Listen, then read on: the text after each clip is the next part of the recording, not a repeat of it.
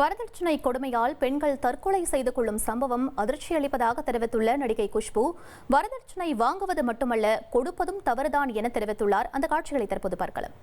இன்னைக்கு தமிழ்நாட்டில் பார்க்கும்போது லாக்அப் டெத்ஸ் மட்டும் இல்லை, வரதட்சணை கொடுமைனாலே பல பெண்கள் தற்கொலை பண்ணிட்டு இருக்காங்க. அதை பார்க்கும்போது ரொம்ப கஷ்டமாக இருக்குது. ஏன்னா வரதட்சணை வாங்குறது மட்டும் இருக்குல்ல, கொடுக்குறதும் ஒரு தவறு தான், ஒரு குற்றம் தான். அப்படி இருக்கும்போது ஏன் இந்த மாதிரி ஆசைகள் தூண்டி விட்டுட்டு பெண்களுக்கு பெற்றோர்கள் நாங்கள் வரதட்சணை கொடுக்க போகிறோம், என் பொண்ணுக்கு தானே நான் கொடுக்குறேன், வாங்குறது தப்பு, கொடுக்கறது தப்பு. நீங்கள் உங்கள் பெண் ஒரு குழந்தைய நீங்கள் பெத்தெடுத்து வளர்த்தி ஆளாக்கி படிக்க வச்சு தன்னுடைய அங்கம் அது. அப்படி இருக்கும்போது நீங்கள் கட்டி கொடுக்கும்போது எது இருந்தாலும் உங்கள் பொண்ணுக்கு உங்கள் வீட்லேயே வச்சு கொடுங்களேன், அவள் பேரில் தனியாக வைங்க. ஆனால் வண்டி கொடுக்குறதும், நகை கொடுக்குறதும், ஒரு பியூரோ கொடுக்குறதும், நான் இது கொடுத்தேன் அது கொடுத்தேன் உங்கள் வசதிக்கு ஏற்ற மாதிரி, ஐ திங்க் ஒரு சில இடங்களில் பார்க்கும்போது ரொம்ப கஷ்டமாக இருக்குது. ஸோ பெற்றோர்கள்கிட்ட ஒரே ஒரு விஷயம் சொல்லுவேன், உங்கள் பெண் நல்லா வாழணுன்னா இந்த வரதட்சணை கொடுக்குறதோ இல்லை வரதட்சணை பேர் வரலைனாலும் நான் ஆசையாக கொடுக்குறேன் அதுவும் வேண்டாம். எது இருந்தாலும் உங்கள் வீட்டில், ஏன்னா பெண் கட்டி கொடுத்ததுனால உங்கள் மகள் இல்லாமல் ஆகிட முடியாது. எப்போ வேணாலும் உங்கள் வீட்டுக்கு திரும்பி வரலாம். உங்கள் மகள் தான் அவள் என்றைக்குமே இருப்பா. அப்படி இருக்கும்போது தயவு செஞ்சு இந்த மாதிரி பெண்களுக்கு நான் பண்ணி கொடுக்குறேன் அப்படி இல்லை, பண்ணாதீங்க. இந்த மாதிரி யாராவது ஒரு முறையாவது உங்கள் பொண்ணுக்கு என்ன பண்ண போகிறீங்க அப்படி கேட்டாக்கா, அப்படி ஒரு குடும்பத்திலே உங்கள் பொண்ணு கட்டி கொடுக்காதீங்க. ஏன்னா இன்றைக்கி என்ன பண்ண போகிறீங்கன்னு கேட்கும்போது நாளைக்கு கண்டிப்பாக இது வேணும்னு அவங்க வாய் திறந்து கேட்பாங்க. ஸோ அது மட்டும் பண்ணிடாதீங்க. உங்கள் பெண் குழந்தைங்க என்றைக்குமே இருக்கட்டும், சந்தோஷமாக இருக்கட்டும். எங்கே அவங்க போனாலும் வாழ்நாள் பூரா சந்தோஷமாக இருக்கட்டும்.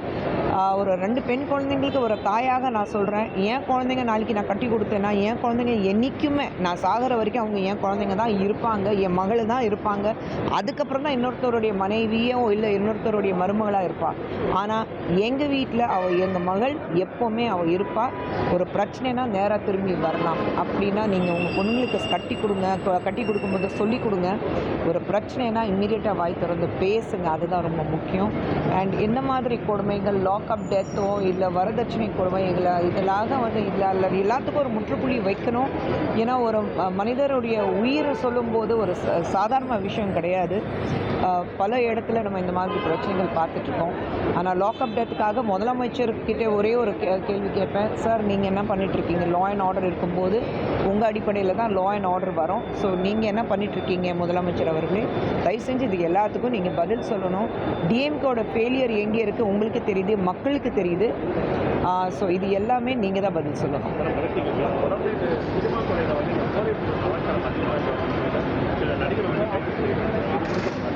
இல்லையே, இது சினிமா எல்லாமே நீங்கள் பூத கண்ணாடி வச்சுட்டு பார்க்க முடியாது.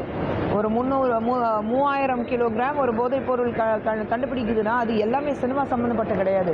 ஒரு பள்ளிக்கூடம் வாசலில் போய் பாருங்கள், கல்லூரி வாசலில் போய் பாருங்கள், ஏதோ ஒரு ரேப் பார்ட்டி நீங்கள் பாருங்கள், எல்லா இடத்துலையும் இந்த மாதிரி போதைப் பொருட்கள் இருக்குது. சினிமாவில் 2 பேர் அதில் பாதிக்கப்பட்டிருக்காங்கன்னா உடனே சினிமாவிலே அதிகம் ஆகிட்டு இருக்குது. எத்தனை பேர் நீங்கள் சினிமாவில் பார்க்குறீங்க? எத்தனை பேர் அரெஸ்ட் ஆகிட்டாங்க? பிரச்சனை இருக்குது. சராசரி மனுஷங்களா சினிமாவில் நடிக்கிறதுனால கொம்பு முடிச்சுட்டு அவங்க ஒரு சூப்பர் ஹீரோஸ் கிடையாது. ஒரு பேட்மேனோ இல்லை ஒரு சூப்பர்மேனு கிடையாது.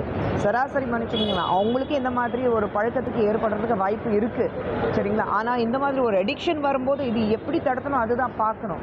ஆனால் சினிமாவில் ஒரு விஷயம் நடந்தாக்கா, ஒரு டிவோர்ஸ் நடந்தாலும் இந்த மாதிரி போதைப் பொருள் நடந்தாலும் ஒருத்தருக்கு இருந்தாக்க நீங்கள் பூத கண்ணாடி வச்சுட்டு பார்க்குறீங்க.